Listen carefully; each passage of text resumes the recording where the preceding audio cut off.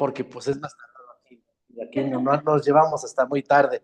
Pero bueno, les agradezco su comprensión antes que nada. Bueno, el día de hoy tenemos un tema muy importante acerca de cómo apoyarnos, ¿verdad? Déjenme. Ahí está, ¿verdad? Ahí está. Cómo apoyarnos precisamente cerca de nuestros equipos para coadyuvar en algunos padecimientos. Lógicamente que hay que entender que las enfermedades son multifactoriales, y al ser multifactoriales, pues también vamos a ver que se requieren aspectos inclusive hasta multidisciplinarios, ¿verdad? Creo que en eso hemos hecho mucho énfasis y mucho hincapié toda la vida, ¿de acuerdo? No hay que pensar que son cosas mágicas, la salud realmente es un proceso, y un proceso que requiere muchos aspectos que son muy importantes, como la alimentación, el estilo de vida, ¿me explico? Y otros aspectos, la actividad física, la parte emocional también juega un papel muy importante. Pero dentro de las terapias y que son coadyuvantes a todo esto, yo pienso que la rehabilitación es algo contundente. Así como no hay enfermedad donde la nutrición, de la alimentación no juega un papel esencial, así también yo pienso en la rehabilitación. ¿Por qué? Porque la enfermedad que sea, ¿verdad? Un apapacho siempre está, nunca está de más y siempre está, ¿verdad? En apoyo, siempre. La enfermedad que queramos, así sea una simple gripa, ¿no? Hoy se ha demostrado que la simple gripa, ¿verdad? Con un apapachito también tiene su terapia de contacto, ¿verdad? Se le llama así y tenemos beneficios con ello. ¿De acuerdo? Pero, ¿qué más y qué mejor si podemos tener un dispositivo que apoye en cuanto a todo esto? Vamos a ser claros que realmente un problema cardiovascular, un problema como las varices, no es un proceso que se formó de la noche a la mañana, ¿verdad? Es un proceso que ha tenido su tiempo, que ha tenido eh, eh, su relevancia en nuestra vida y que es a consecuencia, pues sí, de algún comportamiento no tan apropiado. La única forma verdaderamente de poder lograr una comunión y un cambio significativo es si nosotros hacemos cambios de manera profunda, ¿de acuerdo? ¿Por qué? Porque, repito, no hay remedios mágicos, qué bueno fuera, ¿no? Que las cosas se quitaran tan rápido cuando tardaron años en producirse, bueno, pues sería muy ilógico. ¿Verdad que sí? Pero sí les puedo decir que tenemos grandes beneficios y que podríamos tener grandes ventajas al utilizar nuestros equipos en tratamientos integrales. Y vamos a justificarlo esta parte de manera científica. Bueno, las varices, como otras enfermedades, ¿verdad? Pertenecen a una categoría que llamamos enfermedades cardiovasculares. La enfermedad cardiovascular no es otra cosa, sino aquellas afecciones que refieren precisamente a nuestro aparato circulatorio, especialmente el corazón, ¿verdad? Sabemos que realmente a menudo se deben a problemas que suceden, taponamientos que se van haciendo a nivel vascular, que le llamamos aterosclerosis. ¿Tiene que ver esto mucho el colesterol? Sí, tiene mucho que ver el colesterol, pero no es el único factor. Realmente la enfermedad cardiovascular es muy compleja, ¿verdad? Y esto lógicamente va haciendo que se estreche el vaso sanguíneo y que pueda causar otros problemas, ¿de acuerdo? Realmente vamos a ver que las varices pertenecen a este grupo.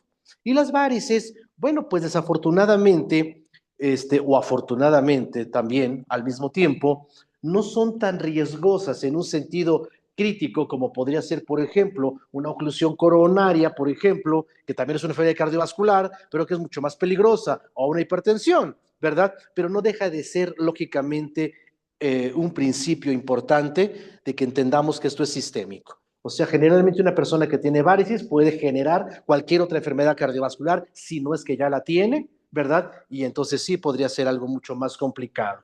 Porque a las varices les hemos dado mucho el sentido a nivel estético solamente, y no es de que no lo tenga, pues que no quiere verse bien, pero también es un grito que está diciendo el cuerpo que otras partes pueden estarse complicando, puede estar otros procesos también se complicando, ¿verdad? Sabemos que las varices, pero es otra cosa sino venas, generalmente nos afectan las venas superficiales, las que llamamos afenas, ¿verdad? Que se dilatan, se vuelven tortuosas, así describe un camino tortuoso, ¿verdad? Y desafortunadamente, bajo ciertas circunstancias, sí pueden ser bastante perjudiciales.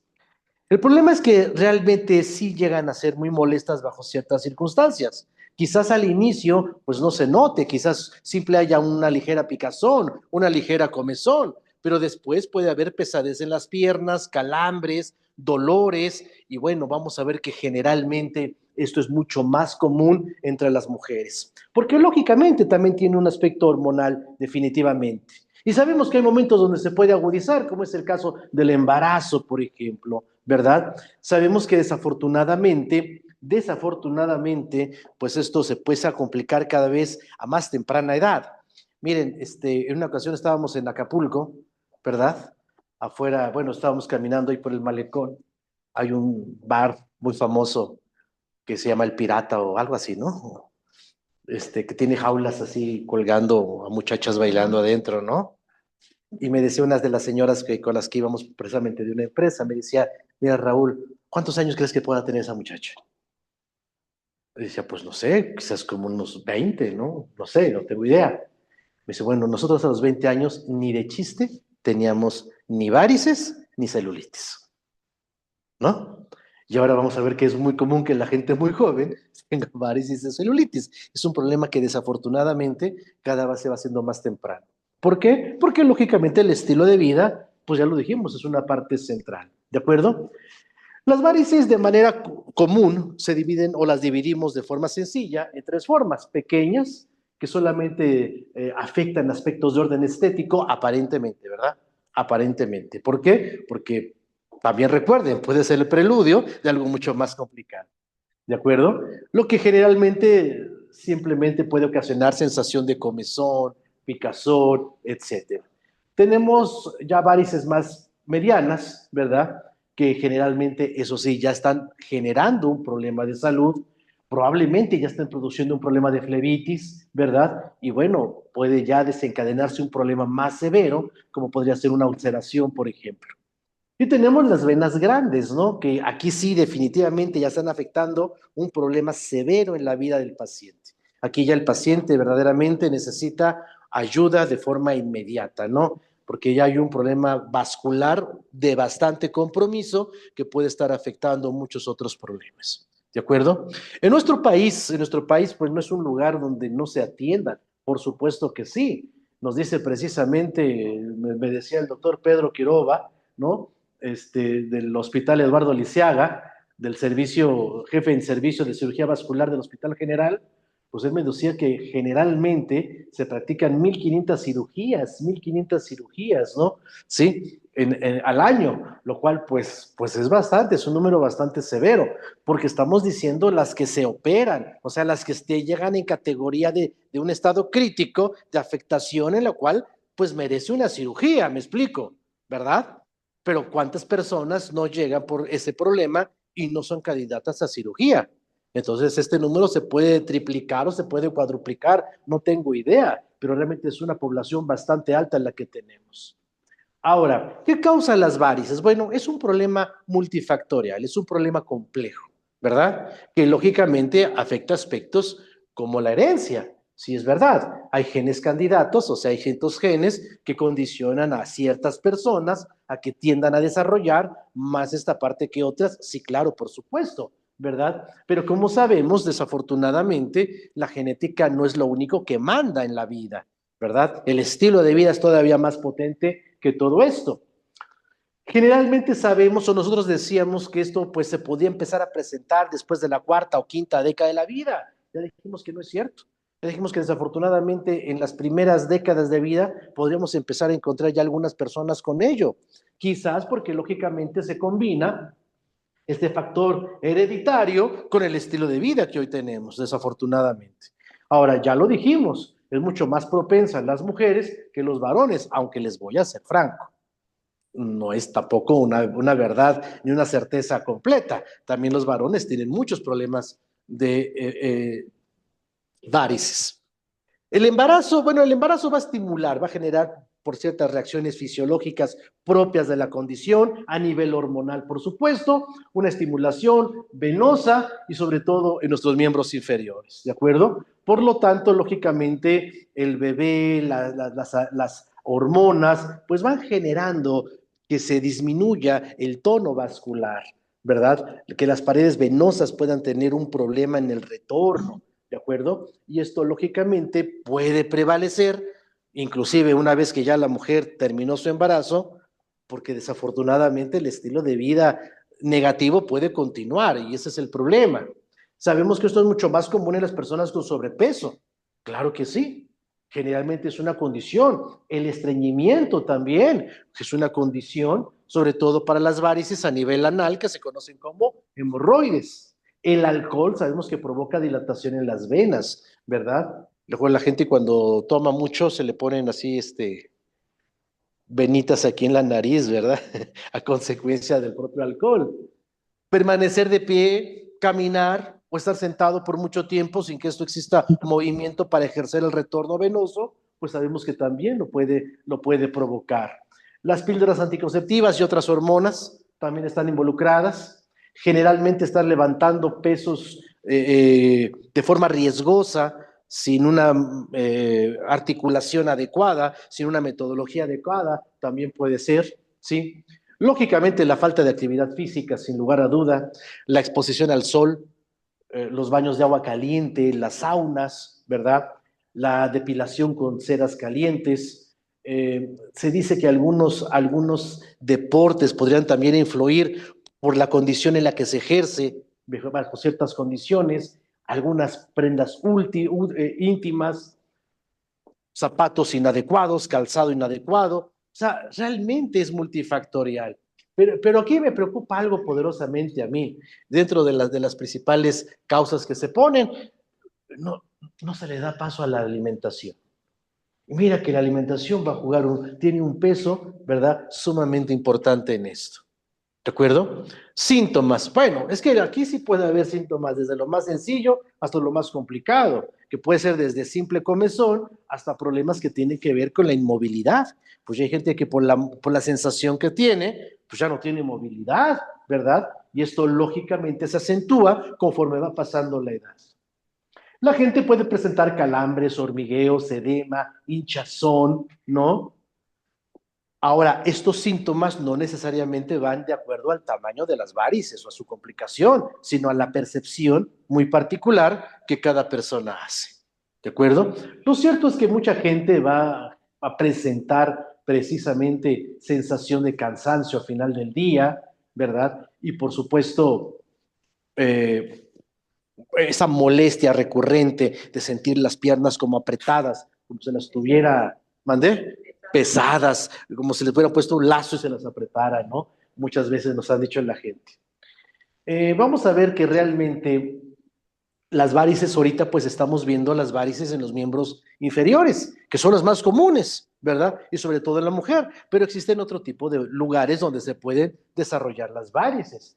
Por ejemplo, a nivel del escroto, el famoso varicocele, ¿no? A nivel del ano, pues ya dijimos las hemorroides. Y también a nivel de vulva, que son las varices vulvales, ¿de acuerdo? Entonces, sí, es muy común verlo también en las piernas, pero también puede haber en otras partes del cuerpo. Realmente en la clasificación precisamente de la enfermedad venosa crónica existe una clasificación que va precisamente desde el CO, que es donde no hay ningún signo visible de permeabilidad capilar, hasta lógicamente tenemos un C6, donde ya realmente existen situaciones bastante críticas, bastante complicadas y que probablemente necesiten intervención quirúrgica, ¿verdad? Lógicamente que sí. Realmente, ¿hasta qué punto nosotros podríamos, porque esa es una pregunta que mucha gente me hace, ¿no? Oiga, y con esto voy a evitar la cirugía. Es que depende de cada persona, depende lógicamente de cuánto tiempo se esté dedicando y qué más esté haciendo para mejorar su salud. Si ya que está cambiando su dieta, si tiene un tratamiento complementario, etcétera, ¿qué está haciendo? Porque aun cuando la persona sea candidata y necesite una cirugía, eso no quiere decir que nuestro equipo no tenga un valor de apoyo terapéutico, aun cuando haya decidido hacerse cirugía. ¿De acuerdo? Entonces, toda esta parte es muy interesante y la tenemos que saber. ¿Qué puede prevenir una cirugía? Bueno, es que una persona una vez me decía, ¿no? Oiga, ¿y usted cree que me pueda yo mejorar de la insuficiencia renal? Me decía, ¿no? Y le digo, bueno, pues es que hay que revisar su caso, ¿no?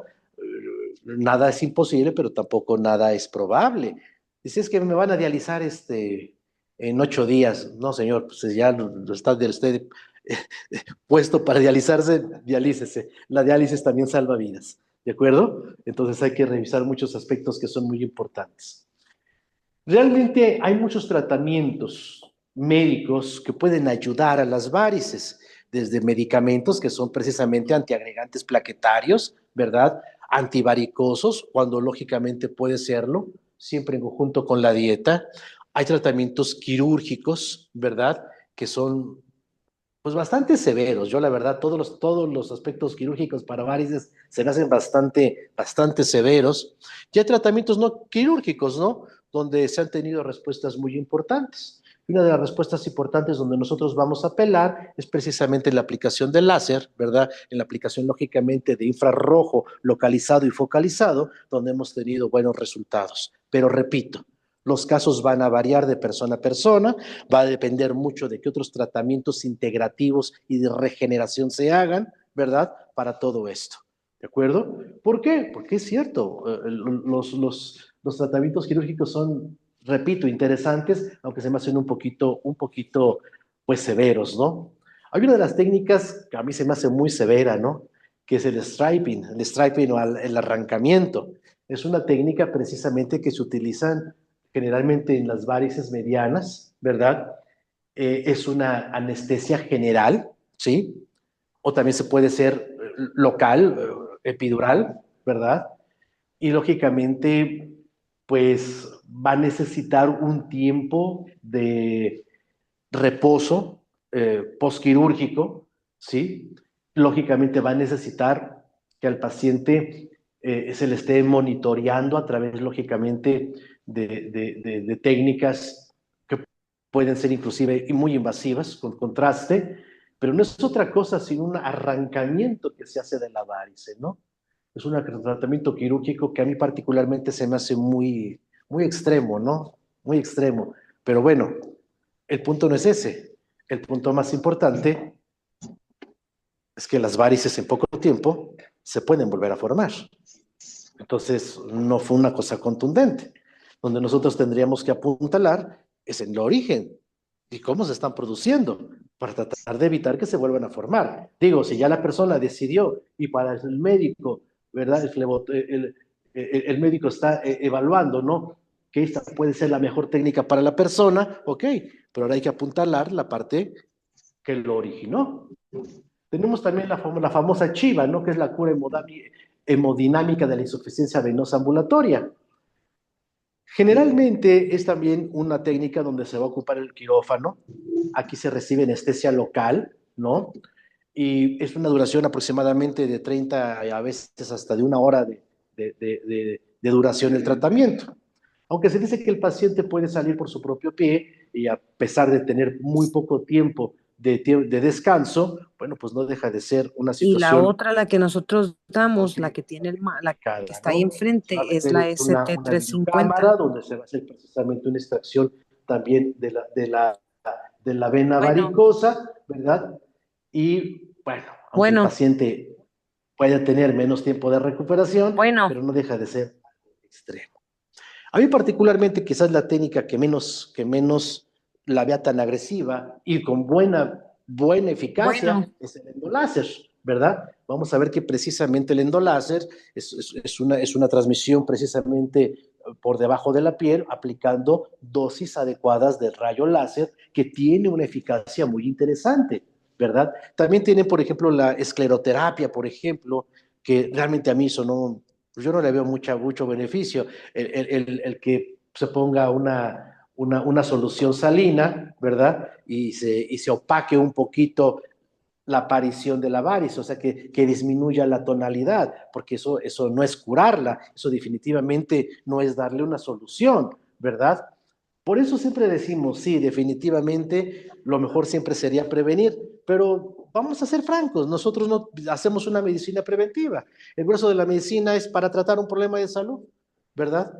¿Por qué? Pues porque no hemos tenido una cultura lo suficientemente activa como para decir, efectivamente, vamos a hacer una medicina de prevención. Hoy por hoy, pues no, es muy difícil, todavía es muy difícil, ¿no? Pero es cierto, ¿no? Cuando una persona ya llega a tener ciertas señales de que esto puede estar ocurriendo y que es completamente decisivo el cambio de estilo de vida, pues es muy cierto. El caminar, el hacer ejercicio va a tener un efecto muy importante, ¿verdad? Él está en continuo movimiento. Una persona que esté en un trabajo donde continuamente tenga que estar de pie o tenga que estar sentado por horas prolongadas, pues es muy importante que por momentos esté activando, ¿sí?, ese retorno venoso a través del movimiento, por ejemplo, ¿no? Que pueda tumbarse, descansar con los pies elevados cuando sea oportuno, que ocupe un calzado que no sea muy alto, que sea más cómodo, ¿verdad? Que evite duchas muy calientes, que use medias especiales de compresión para poder mejorar ese retorno venoso y el que cambie por completo su estilo de vida, ¿verdad? Ahora, realmente vamos a ver que la enfermedad cardiovascular tiene una forma muy particular de originarse, ¿verdad? Realmente la enfermedad cardiovascular es una enfermedad sumamente compleja. O sea, realmente tienen que activarse muchos factores que son muy importantes. Sabemos que las grasas van a jugar un papel muy importante en esto, y eso es verdad. Las grasas no dejan de ser un factor importante. Claro, no todas las grasas. En el ámbito dietético tenemos muchos y diferentes tipos de grasas, ¿verdad? Pero la base central va a ser entender que hoy por hoy, como estudiamos a las grasas, no es la parte más útil. Nosotros estudiamos a las grasas desde un punto de vista muy reduccionista. Decimos, hay grasas buenas y hay grasas malas. Muy bien, pero ¿cuáles serían las grasas buenas? ¿Cuáles serían las grasas malas? Hoy vuelve a haber una gran controversia sobre este aspecto. Se pensaba que ya se tenía muy bien definido que las grasas buenas eran las vegetales y que las grasas malas eran las animales. Se tenía ese concepto. Hoy empieza una nueva guerra, ¿no? Donde de un tiempo para acá se empezó a decir, no, las grasas animales no, las grasas animales pueden llegar a ser útiles, pueden llegar a ser buenas, y las grasas vegetales, bajo ciertas condiciones, como es la temperatura, pues se vuelven un poco inapropiadas para nosotros. Y esto vuelve a ser un problema, vuelve a ser un problema. ¿Por qué? Porque las nuevas guías, en las guías actuales de alimentación y procedimientos para la enfermedad cardiovascular, se sigue oponiendo al uso de grasas saturadas. Se sigue oponiendo, ¿verdad? Y grasas saturadas tan importantes como el aceite de coco, ¿no? Como el aceite de palma, ¿no? Que tampoco yo la recomiendo porque no es de que no sea útil, sino que destruye su consumo, pues implica la destrucción de ciertos hábitats para ciertos animales. Por eso es que yo no la recomiendo, no porque sepamos que tiene que ser peligrosa. Pero vamos por partes, vamos por partes. Yo particularmente digo, bueno, es que las grasas tienen que dividirse de acuerdo a cómo el cuerpo las pueda utilizar. Grasas funcionales, grasas estructurales y grasas de reserva, ¿no? Así es como tendríamos nosotros que dividirla. Pero la parte central del todo, la parte central del todo, la parte crítica del todo, empieza con una palabra muy importante que se llaman triglicéridos. ¿Qué son los triglicéridos? Los triglicéridos, bueno, antes pensábamos que era una sola cosa, hoy sabemos que no, hay diferentes tipos de triglicéridos, de cadenas largas, de cadenas medias, de cadenas cortas, pero ¿qué? ¿Qué es un triglicérido a final de cuentas? Es la grasa en bruto. Esa grasa en bruto, ¿sale? Ese gordito delicioso que tiene el suadero, ¿no? Eso sería un triglicérido, ¿de acuerdo? ¿Sí o no? ¿Sí? Esos lamparones que se le hacen al consomé, ese es un triglicérido, ¿de acuerdo? Es una molécula formada precisamente por una estructura de glicerol y tres ácidos grasos. Se llama triglicérido. ¿De acuerdo? Cuando comemos ese gordito, pues nuestro cuerpo va a hacer que va a fraccionarlo de manera más pequeña, lo va a emulsificar primero y después lo va a hacer más pequeñitito, ¿de acuerdo? Para que al final lleguen las enzimas lipasas y rompan esto y los ácidos grasos queden libres. El problema de los ácidos grasos, el problema de los ácidos grasos es que los ácidos grasos pues no se pueden transportar en agua, son hidrofóbicos. Y el 80% de nuestra sangre es agua. Entonces, ¿cómo se transportan estas grasas? ¿Cómo se transporta? Pues necesitan transportadores, ¿verdad que sí? Hay muchos transportadores, kilomicrones, lipoproteínas, fitoestanoles, etcétera. Hay muchas moléculas transportadoras. Las más comunes les llamamos lipoproteínas o colesterol. ¿De acuerdo? Las lipoproteínas o colesterol no son otra cosa o entre sus múltiples funciones que tienen, es el transporte de los ácidos grasos. Y nosotros decimos que hay un colesterol bueno y que hay un colesterol malo. Nosotros ya hemos dicho muchas veces aquí que las cosas no son buenas ni son malas. Las cosas simplemente son. El término moral de bueno o malo es un término que solo aplica para el ser humano, ¿verdad? La naturaleza está libre de ese pecado. Pero ¿cuáles serían las llamadas lipoproteínas de baja densidad o low density lipoproteins, que sería el colesterol malo, ¿no? El que llamaríamos malo. ¿Por qué es malo, no? ¿Qué hizo para ser malo? A lo mejor se puede reformar, ¿no? Todos necesitan una segunda oportunidad, ¿no? Bueno, no es que sea bueno o malo. Mira, esos son los vehículos de transporte que llevan a las gasas, a los ácidos grasos. Lo llevan del hígado, se lo llevan a la célula. ¿Por qué sería malo? Entonces, ¿cómo la célula se nutre? Si no hay un transportador. La pregunta es, ¿pero qué le lleva? ¿Grasa funcional, grasa estructural o grasa de reserva? Y eso va a depender de la dieta. ¿Sale? El pecado que tiene este colesterol es que su boleto solo es de ida, no es de regreso. Por eso llega un momento en que la célula dice, pues pásate, pásate, pásate, pásate, pásate, ¿no? Y se pasa, y se pasa, y se pasa, y llega un momento que la célula dice, pues ya no me cabe. Pues ya no puedo entrar, pues me quedo aquí afuera, ¿no? Ya no puedo entrar, me quedo afuera. Entonces empieza a elevarse en sangre, ¿no? Hay una diapositiva que me gusta mucho ponérsela a mis alumnos en clase. Está un adiposito hablando con otro adiposito y le dice, oye, ¿qué hacemos con toda esta grasa que llegó? Dice, tú guárdala. Pero ¿no crees que lo único que hemos estado haciendo últimamente? Dice, tú guárdala. Tú no sabes cuándo la puedes utilizar. Parece de chiste, pero es cierto. Así funciona el cuerpo. ¿De acuerdo? El cuerpo pasó por muchos momentos críticos donde tuvo que generar mecanismos de supervivencia, como glaciares, como hambrunas, ¿verdad? Entonces nuestros adipocitos, nuestras células en general son grandes acumuladoras de grasa, porque quién sabe en qué momento se pueda volver a ocupar. ¿Me explico? ¿Sí? Pero alguien me hacía una pregunta. Oye, Raúl, ¿y por qué por más grasa buena que yo coma, por más aceite de olivo, por más omega 3 que yo coma, este no sube? Al contrario, baja. ¿Por qué?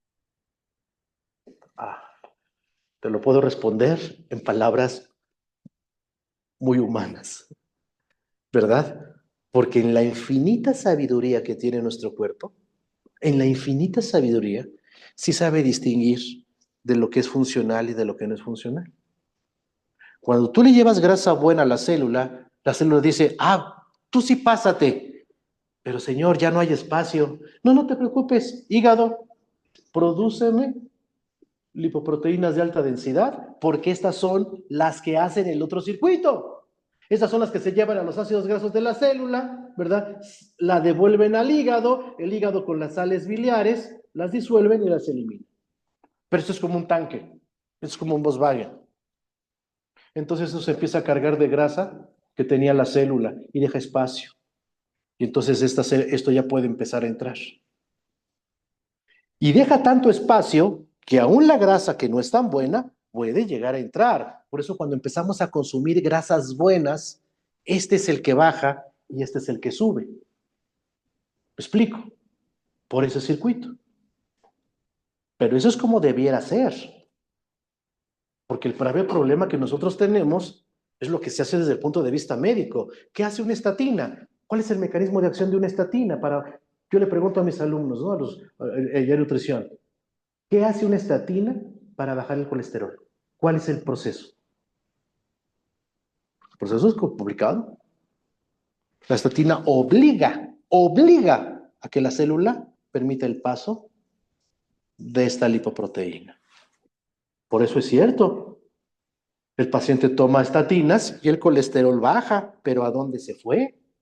Eso es lo importante, porque si se fue adentro de la célula, por eso ahora encontramos mucha literatura que dice que las estatinas, están produciendo diabetes. Pues claro que sí, porque hay una ruta que es la ruta de Nape, donde dice que la grasa también se manda al medio externo, y si esta es grasa poliinsaturada, que rápidamente se oxida, pues entonces empieza a dañar también los mecanismos receptores de la membrana. Por eso es cierto.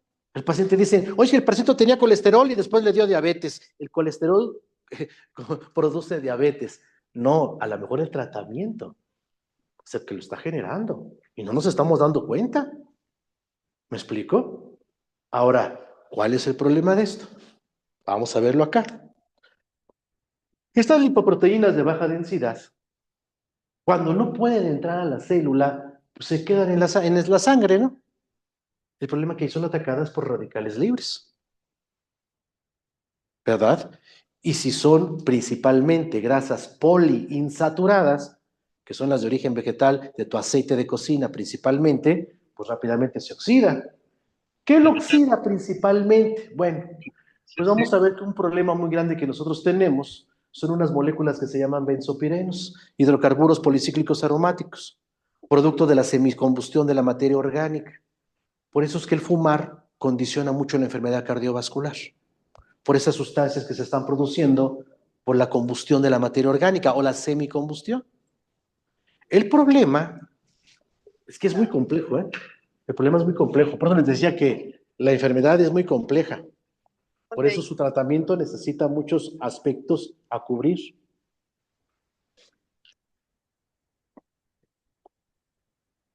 El problema es el estilo de vida. No hablemos de las cosas por separado, ¿eh? Tenemos que entenderlo como un estilo de vida. Ningún alimento por sí mismo hace daño, ninguno. ¿Vale? O sea, si hoy te comes una hamburguesa y no te la vuelves a comer en 3 meses, no te hace daño. El cuerpo tiene mecanismos para modular eso. Y si hoy te comes una manzana y no te la vuelves a comer en 6 meses, tampoco te hace bien. O sea, lo que hace bien y hace mal en cuanto a la alimentación es el estilo de vida. ¿De acuerdo? El problema que tiene la carne, principalmente la carne roja, no estoy diciendo que la carne roja sea mala. Estoy diciendo que bajo ciertas circunstancias. ¿De acuerdo? El problema que tiene la carne roja es que es muy rica en un aminoácido que se llama metionina. El problema de la metionina es un aminoácido muy importante. Es el aminoácido que más recoge el nitrógeno, por ejemplo. Eso es una cosa muy importante. Ahora, ¿cuál es el problema de la metionina? Miren, el azúcar para que se convierta en energía necesita complejo B, ¿sale? Entonces, entre más azúcar comas, más complejo B demanda tu cuerpo. Y si ese complejo B no viene en la dieta, pues se vuelve algo complicado. El problema es que la metionina se puede convertir en una molécula que se llama homocisteína. Y la homocisteína induce a la inflamación del endotelio vascular. Hace que el endotelio vascular se inflame. Esta homocisteína debería de volverse a formar metionina porque se le da un grupo metilo, un CH3, que se lo da generalmente el ácido fólico, o sea, la vitamina B9, la vitamina B6, ¿no? O la vitamina B12, ¿verdad? Con esa vitamina se convierte en metionina. Otra vez se convierte en metionina y se reduce el riesgo de la inflamación endotelial. ¿Me explico? ¿Por qué? Porque cuando hay inflamación, llegan muchas células endoteliales, por ejemplo, neutrófilos, que son las células blancas más chiquititas, las más abundantes, pero producen mucho peróxido de hidrógeno, o sea, un agente oxidante. Y este agente oxidante es el que oxida al colesterol de baja densidad. Si este colesterol ya se oxidó, si este colesterol ya se oxidó, pues aunque hubiera espacio adentro de la célula no lo va a dejar pasar. ¿Qué hay que hacer? Pues se elimina. Aquí llegan los fagocitos y se lo comen. Pero hay otro factor muy importante. Por eso les dije, se vuelve muy complicado. Cuando hemos visto diabetes, ustedes recordarán un efecto muy importante que pasaba en la diabetes. Y que yo les dije, y a todos nos pasa, en fracciones más chiquitas, pero a todos nos pasa. ¿Qué le pasa a la glucosa si no puede entrar a la célula? Por lo que quieran, porque no hay insulina, porque hay resistencia a la misma, pero al final del día la glucosa no está entrando, ¿sí o no? En la diabetes. ¿Qué le pasa a esta glucosa aquí afuera? ¿Eh? ¿Qué? ¿Qué temperatura está aquí afuera? Yo les preguntaba, ¿alguna vez hicieron caramelo? ¿Qué necesitaste para hacer caramelo? Exactamente pasa eso. Esa reacción se llama reacción de Maillard. Es la glicólisis anaerobia no enzimática. Así como los gránulos del azúcar, tú viste que se empezaron a juntar para hacer el caramelo, algo de color oscuro, maleable, pero semiduro, lo mismo sucede. Estas moléculas de glucosa se empiezan a unir unas con otras, formando polímeros gigantes. Se llaman productos de glicolización avanzado. El problema de estas moléculas es que se pegan a las proteínas y las desnaturalizan. ¿De acuerdo? Por ejemplo, una proteína de glicolización avanzada, una proteína con enlaces cruzados. Les pongo algo muy sencillo, el bistec. Tú agarras un bistec y lo partes con las manos, ¿sí o no? ¿Verdad que sí? Pero cuando lo pones al sartén, el bistec hace esto, mira, y se hace más grueso. Ya no lo puedes romper con las manos tan fácil. Una proteína glicolizada, una proteína con enlaces cruzados, se vuelve más gruesa, más rígida. Por ejemplo, proteína glicolizada, las canas. Por eso son más rebeldes las canas, ¿no? Se quedan paradas, no se peinan, ¿no? Lo mismo le pasa al endotelio vascular. Se empieza a endurecer. Se empieza a hacer como chicloso. ¿De acuerdo? ¿Y qué tan bueno saludable es que, por decirlo, cuando coma carne, se eche un té calientito o algo para poder deshacer y que no afecte tanto o no?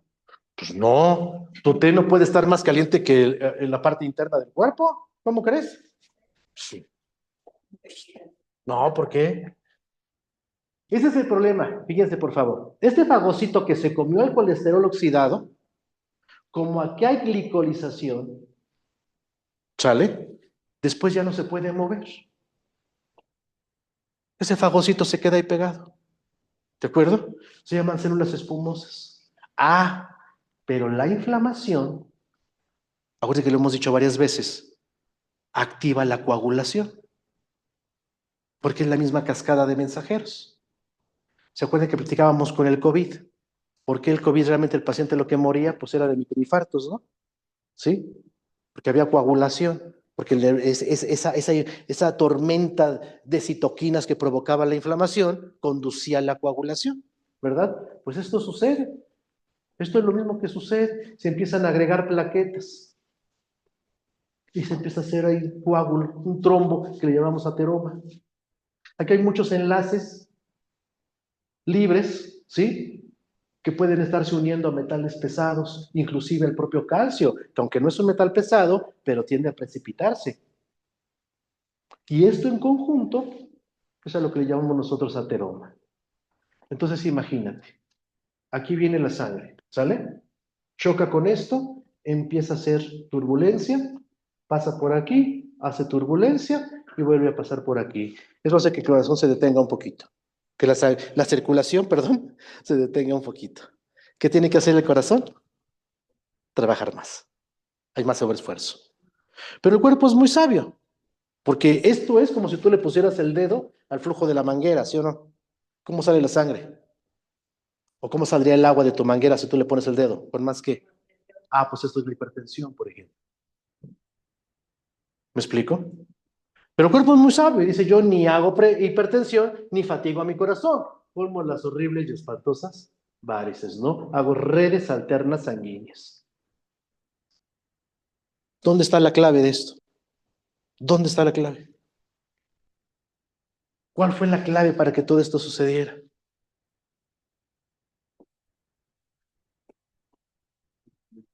¿Eh? La alimentación. Vamos a puntualizarlo.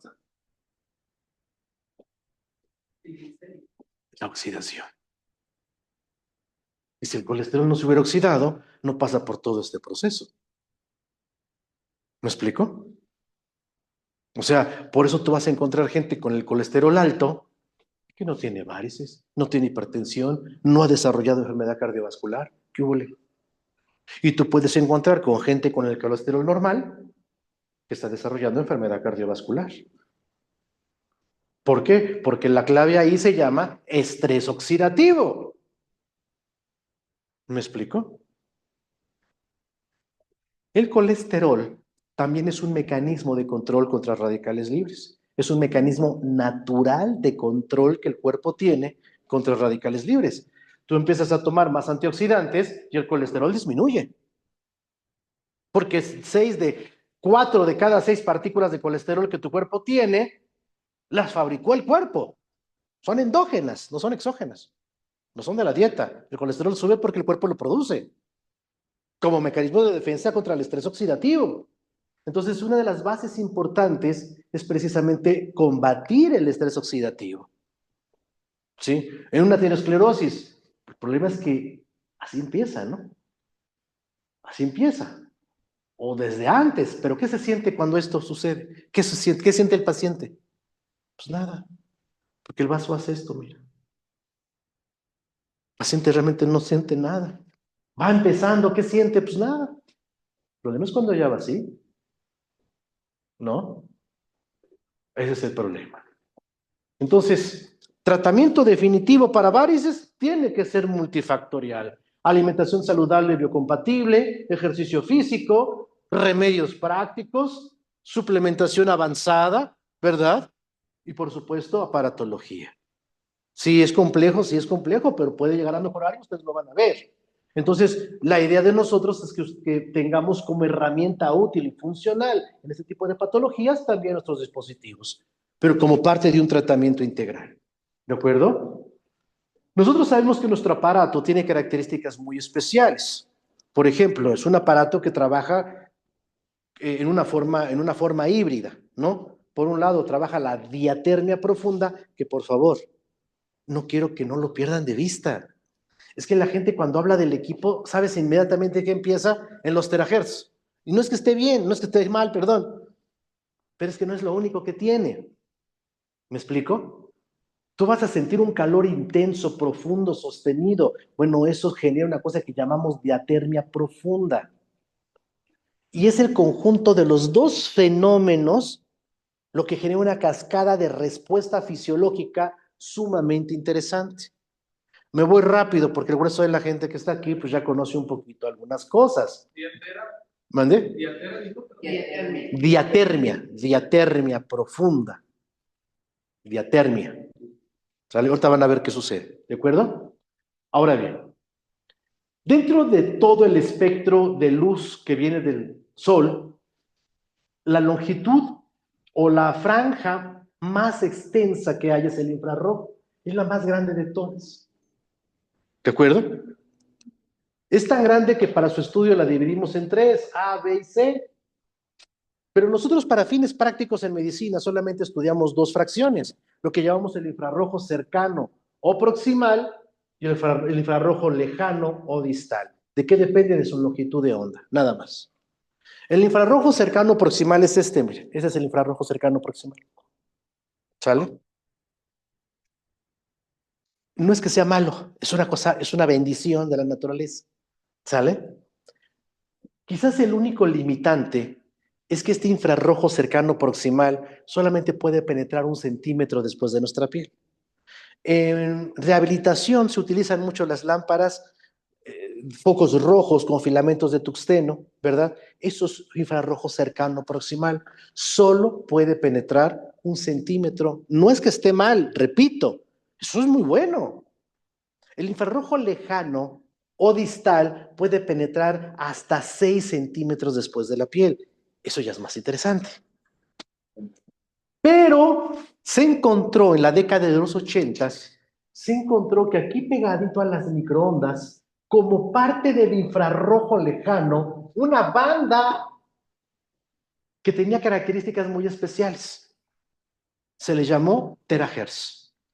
Hoy el estudio de los terahertz es muy amplio. Yo les he presentado aquí, por ejemplo, cómo en México tenemos el Instituto Mexicano de Investigación de Terahertz.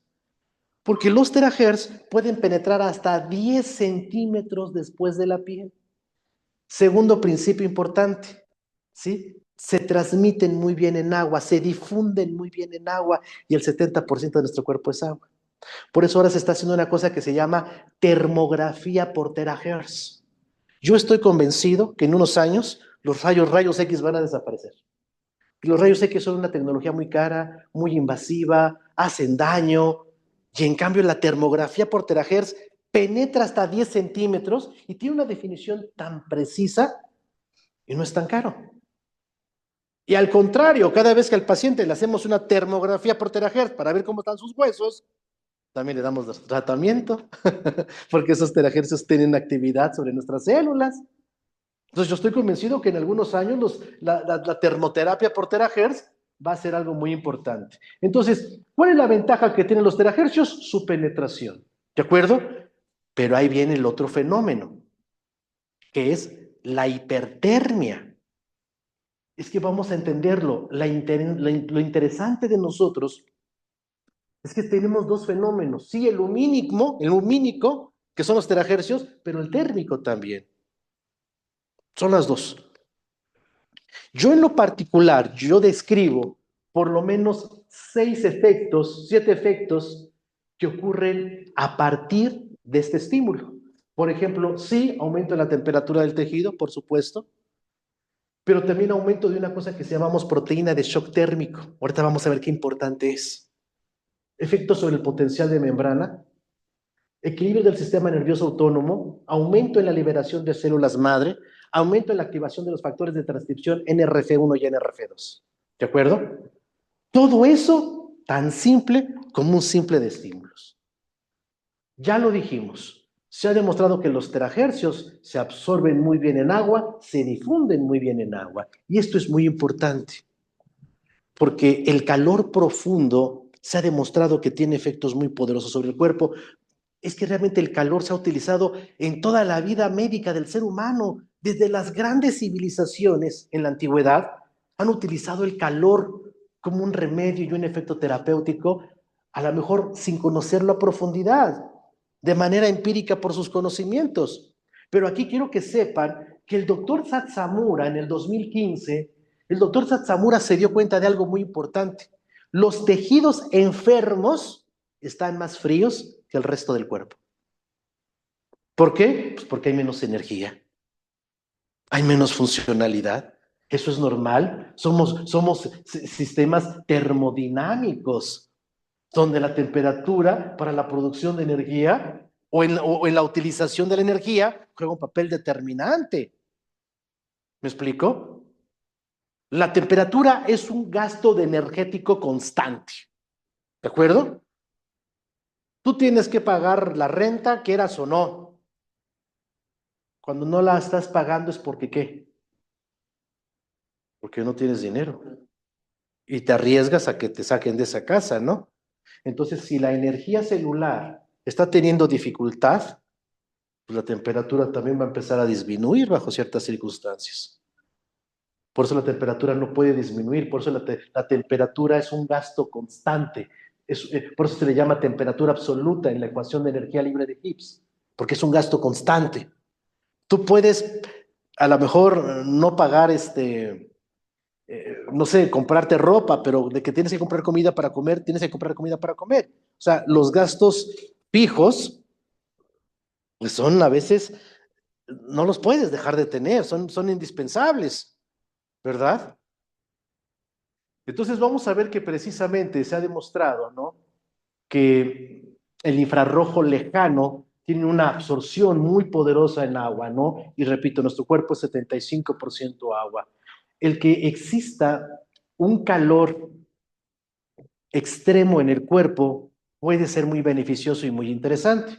Ya la doctora Stephanie Zweig nos hablaba de los beneficios de la terapia de calor en el cáncer, ¿no? Dice, es que a lo mejor fue pasado por alto. Es que nosotros tenemos que entender que cuando existe un calor extremo en el cuerpo, ¿de acuerdo? El cuerpo se estresa y va a liberar una cosa que se llaman así proteínas de shock térmico. Cuando hay estrés calórico o cuando hay estrés radiónico, la célula se puede morir, pero no se quiere morir. Entonces se sobreexpresa, se protege, y para eso libera unas moléculas que se llaman así, proteínas de shock térmico. Esas proteínas de shock térmico son proteínas precisamente de ensamble y de desensamble, ¿sí? De pliegue y de despliegue. ¿Qué hacen las proteínas de shock térmico? Se pegan a las proteínas que se están degradando y evitan que se sigan degradando y ayudan a su reparación. Uno de los casos más conocidos es el del colágeno. El colágeno tiene mucho esta propiedad. Estas moléculas, que también se llaman chaperonas o chaperoninas, ¿verdad? Repito, son proteínas que no permiten que se siga desnaturalizando la proteína, el tejido, y ayudan a su regeneración. Hoy por hoy se está estudiando mucho, ¿sí? La actividad de las proteínas de shock térmico, ¿sí? En muchos procesos de salud, ¿verdad? Tienen muchas implicaciones importantes. Por ejemplo, promueven la síntesis de colágeno, aceleran los procesos de cicatrización, mejoran la respuesta inflamatoria, la respuesta inmunológica, aumentan la formación de antioxidantes como la glutatión peroxidasa, la superoxidasa, porque activan a los factores de transcripción NRF2, mejoran la sensibilidad a la insulina, mejoran la hipertrofia muscular, aumentan su volumen, ¿no? Mejoran la apoptosis, la autofagia, evitan la formación de ateromas. Por eso es tan importante en este tema. Quiero que vean precisamente cómo las proteínas de shock térmico están muy bien involucradas en la enfermedad cardiovascular. Por eso lo estamos tocando. Por eso vamos a tener beneficios. Mira, la proteína shock térmico en la cardioprotección del consumo moderado de alcohol, ¿no? Generan procesos de cardioprotección porque ayudan a evitar los procesos oxidativos, desinflaman el endotelio vascular, entre muchas otras cosas, ¿sí? Mira, las proteínas shock térmico como potenciales dianas terapéuticas en la aterosclerosis. La importancia de utilizar el calor. Por eso les decía, yo no digo que los terahercios no tengan una buena actividad, pero no hagamos a un lado el calor. ¿Me explico? Porque también tiene su parte importante. Ahora, el infrarrojo en general, sobre todo el infrarrojo lejano, ayuda a mejorar la polarización de la membrana celular. Si la membrana celular se polariza, pues ¿qué crees? Va a haber mejor entrada de oxígeno. Y si hay una mejor entrada de oxígeno, pues la célula tiene más forma de producir energía. Hay más energía. ¿Me explico? Ahora, ya hablemos ahora sí de los terahercios. Vamos a ver literatura que nos habla de los efectos antiinflamatorios e inmunomoduladores, ¿sí? Por irradiación de subterahercios, o sea, de 0.1 terahercios, en ratones con artritis inducida por daño en el colágeno. ¿Sale? Entonces son poderosos antiinflamatorios también, que dijimos era un problema que se estaba dando en la parte vascular, en la enfermedad cardiovascular. Ahora, los HAPs de terahercios alteran la actividad génica de las células madre, estimulan la liberación de células madre. La célula madre lo primero que hace es desinflamar. Antes de llegar a reparar e inducir lógicamente a la actividad de la célula especializada, primero desinflama. ¿Qué es el problema que tenemos en las varices? Y en otras enfermedades, ¿verdad? Mira, genes alterados por pulsos de terahercios en humanos inducidos por células madre pluripotentes o pluripotenciales, ¿no? Efectos no térmicos, o sea, no por el calor de la irradiación de terahercios sobre la expresión génica en células madre. ¿Sale? Entonces, nosotros al ocupar terapia de terahercios estamos estimulando la liberación de células madre también, que va a operar donde el cuerpo lo ocupe, ¿no? Mira, la exposición de 0.1 terahercios afecta la expresión génica de las neuronas primarias de hipocampo. Por eso una de las cosas que hace la terapia de terahercios es que el paciente se relaja, le da una sensación de sedación, le da sueñito, ¿verdad?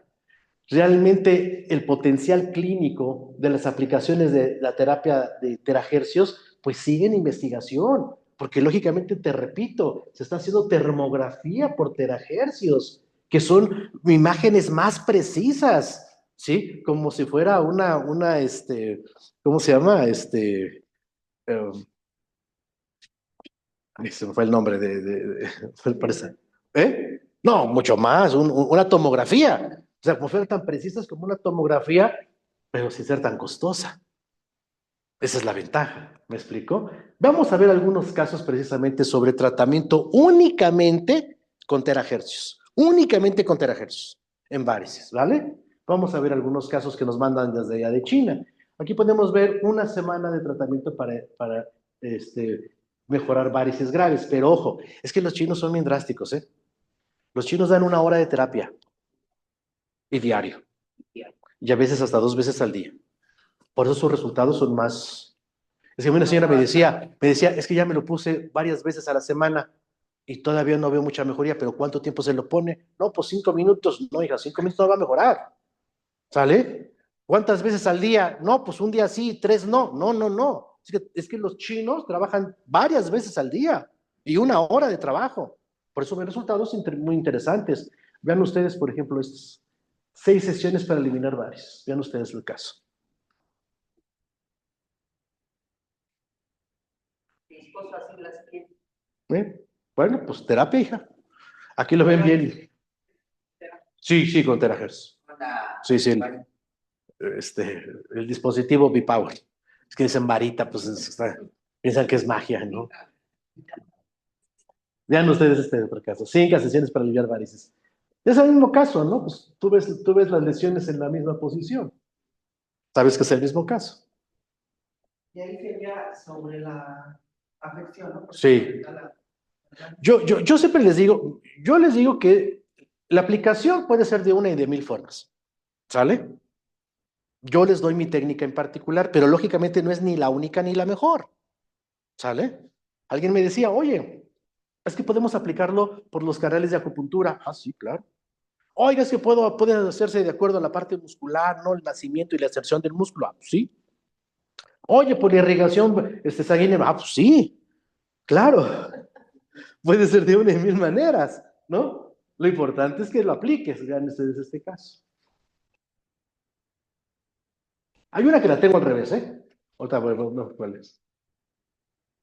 Esta es la que tengo al revés. Esta es la parte inicial, esta es la parte secundaria. Se la puse al revés, perdonen. Ya después cuando la vi dije, ay. Pero se ve la diferencia, ¿no? ¿Sí? Ahora, también vamos a ser francos, no es magia. Cada persona va a tener sus propios beneficios. Sí, claro. Y ahora, si tú le cambias la alimentación, o pones a hacer ejercicio, ¿no? Le das suplementos alimenticios saludables, pues va a mejorar. ¿De acuerdo? Ahora, en hemorroides, aplicado en forma directa, que es un tipo de varices, dijimos, ¿no? ¿Sí? Vean ustedes cómo estaba el hemorroide y después de 25 sesiones. 100% no se controló, vamos a ser francos. Pero oiga usted, la inflamación mejoró, que es una barbaridad. ¿Me explico? ¿Qué podríamos resumir de las funciones que tiene nuestro equipo? Bueno, uno, mejora el flujo sanguíneo, promueve la neutralización de radicales libres, que es lo que queremos, que el tratamiento sea definitivo. ¿Me explico? Se detiene el sangrado, mejora el trabajo de plaquetas, aumenta la energía mitocondrial, ¿verdad? Porque hay más paso de oxígeno, aumenta la actividad de los glóbulos blancos, ayuda a la entrada de oxígeno a nivel celular, ayuda a la liberación de células madre, ¿no? Ayuda a la disminución de la presión arterial, tiene un gran poder antiinflamatorio, relaja a nivel muscular, da esa sensación de sedación, aumenta el volumen y la concentración de orina. Por eso lo primero que sucede cuando después de una buena terapia, el paciente tiene que ir a hacer pipí. ¿Sale? Ya desactivó la circulación, ya pasó por el riñón, ya se fue a vejiga, ya tiene que hacer pipí. por ejemplo, una persona que acaba de tener un evento de trombosis, Bien. todavía hay algo que hacer. Sí, siempre habrá algo que hacer, hija. Por lo menos para tratar de coadyuvar en las secuelas. ¿Me explico? Sí, también nosotros tuvimos un pacientito que tuvo un accidente cerebrovascular y pues bueno, es cierto, no ha recuperado su movilidad todavía. Ah, pero sí la ha mejorado mucho. ¿Sí me explico? O sea, sí podemos ver la diferencia. Doctor, una pregunta. ¿Qué tan seguras o qué tan recomendables son las medias? Sí, son recomendables. Sí, sí, de compresión. ¿Y cómo sabemos, un ejemplo yo, cómo sabemos cuál es la media adecuada para mí? Yo creo que eso lo tienes que ver directamente con el médico. Me tomaron Que la de- compresión de mis piernas la semana pasada, estaba haciendo Ah, ok, ok. Tienes que ir con el médico para que te dé su mejor sugerencia. ¿Me explico? Que lo haga directamente. Eso va de menos De menos, ajá. en la compresión de Sí, yo la verdad no me gusta nada de eso, pero las tengo que hacer. los pies. Sí, pues sí, pero que el médico vascular sea el que te lo diga, ¿no? Porque él va a hacer precisamente las pruebas necesarias para ver exactamente qué es lo que necesitas. De las que tengo. ¿Mm? ¿Cuál es la que necesito? Exacto, exacto. Es la prueba ahí. Es mejor si se hace con la menor cantidad de ropa posible, ¿de acuerdo? Entonces, yo generalmente siempre recomiendo una cosa que llamo precalentamiento, que es hacer desplazamientos en forma circular por todo el cuerpo, desde la cabeza hasta los pies, en forma circular, de unos 5 a 15 minutos. Posteriormente, lo hacemos por la parte posterior, por toda la espalda, de 5 a 15 minutos. Después hacemos desplazamientos rectos, largos, ¿sí? Desde la cabeza hasta los pies, de 10 a 20 minutitos. Primero la parte frontal, luego la parte posterior. Si usted sabe acupuntura, es el momento de irse a la acupuntura. Si no, no se preocupe. Vaya a lo que yo llamo punto fijo, a la zona donde está el problema. Yo ahí estoy pasándolo un ratito, unos 10 a 20 minutitos. ¿Duele el hombro? Pues ahí en el hombro. ¿Problema en la cadera? Pues ahí en la cadera. Se queda un ratito, unos 10, 20 minutitos. Recuerde, es un calor intenso, entonces no se puede dejar ahí el equipo. El equipo se tiene que mover. ¿De acuerdo? Porque si no se cae. ¿Sí? Y si no, levántalo un poquito más. ¿De acuerdo? En el caso de las varices, Sí, sobre la varices. ¿De acuerdo? Yo siempre termino dando en la palma de las manos, en la planta de los pies, porque aquí hay muchos puntos nerviosos y también muchos puntos reflexológicos, según la medicina tradicional china, ¿no? Yo tengo una pregunta en el chat. ¿Qué dice? Ya le estoy contestando. Ah, ok.